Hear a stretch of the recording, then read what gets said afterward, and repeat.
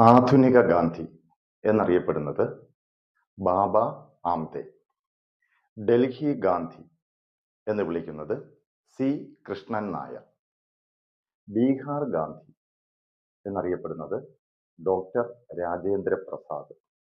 അതിർത്തി ഗാന്ധി ഖാൻ അബ്ദുൾ ഗാഫർ ഖാൻ. എന്നാൽ കേരള ഗാന്ധി കെ കേളപ്പൻ.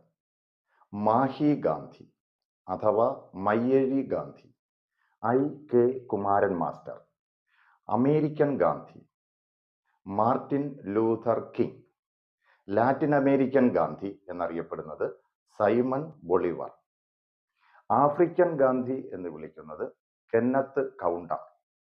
അപ്പോൾ ദക്ഷിണാഫ്രിക്കൻ ഗാന്ധി എന്നറിയപ്പെടുന്നത് നെൽസൺ മണ്ടേല.